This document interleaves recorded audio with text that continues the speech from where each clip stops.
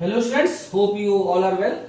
So in my last video, we have discussed about the properties of perfect square. With the help of property, we can easily identify that the number is the perfect square or not. Already we have discussed more than 3 or 4 properties.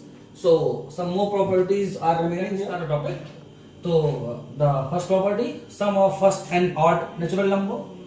Second, about Pythagorean triplet between two consecutive square number. So one by one I am going to explain these properties. So first properties is sum of odd natural number. It means if you are taking n natural number, n numbers, so and the numbers will be odd numbers. Any odd number you can take, like we are taking 5. So from the beginning, 1 plus 3 plus 5 plus 7 plus 9. 1, 2, 3, 4, 5. 5 means we take first 5 odd numbers. Add them. 3 plus 1, 4. 1 plus 3, 4. 4 plus 5, 9. 9 plus 7, 16. 16 plus 9, 25. And the square of 5 is also 25. So it is also a very important formula for the mathematics to check the perfect square. If you are taking sum of the n odd numbers, it is equal to the square number of the same number. We can take one more example, like we are taking 7. So we should take first 7 odd number, 1 plus 3 plus 5 plus 7 plus 9 plus 11 plus 13. 1, 2, 3, 4, 5, 6, 7.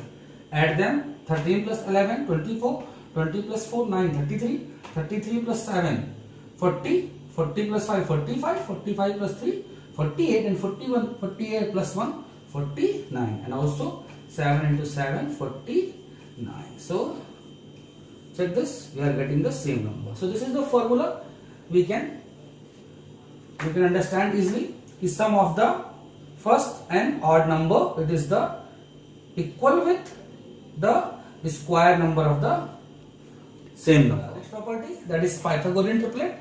So for every natural number m, if the natural number is m, that must be greater than 1. We cannot take 1, it must be greater than 1. So 2m, m square minus 1, m square plus 1 is the Pythagorean triplet. These three numbers will be the Pythagorean triplet. So I am going to explain with the help of one example. What is the meaning of Pythagorean triplet? See, Pythagorean triplet is based on the Pythagoras theorem. Pythagoras theorem, this is the hypotenuse, we can take as h. This is the base, this is altitude. So already if you study about the Pythagoras theorem, so it means hypotenuse square equal to sum of the base and altitude, sum of the square of the base and altitude. We can take like this.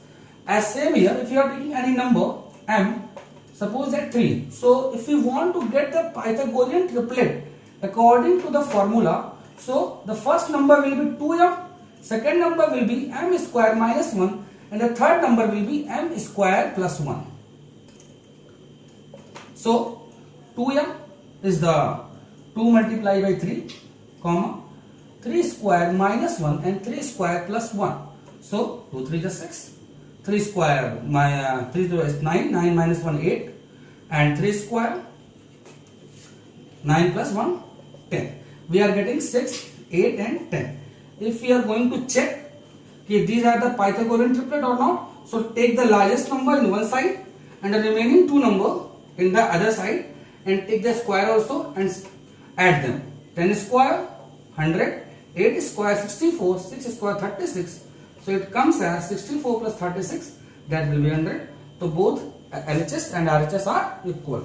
Some questions are also based, I am going to tell you, like that if the question is given, the number is 6, the first number is 6.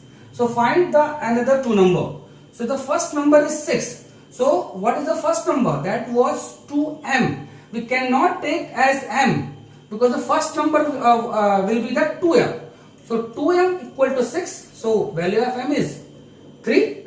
So take this, the first one, 2m, m square minus 1 m square plus 1, the first number will be 6. Value of m is 3. 3 square minus 1 and 3 square plus 1. We are getting the same number.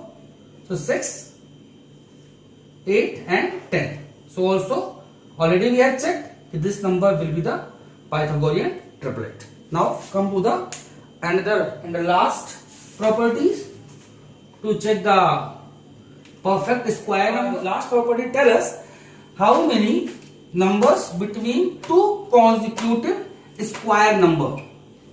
Like see, if you are taking any number n like 8, so the next number will be n plus 1, that is 9. So we can take the square of 8 square and 9 square.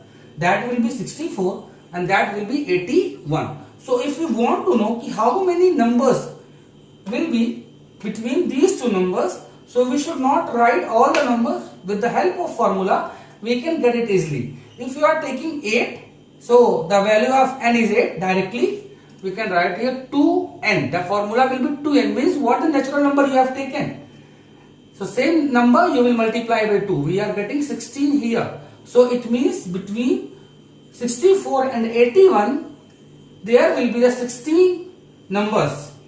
With the help of example, we can see here 65, 66, 67, 68, 69, 70, 71, 72, 73, 74, 75, 76, 77, 78, 79 and 80.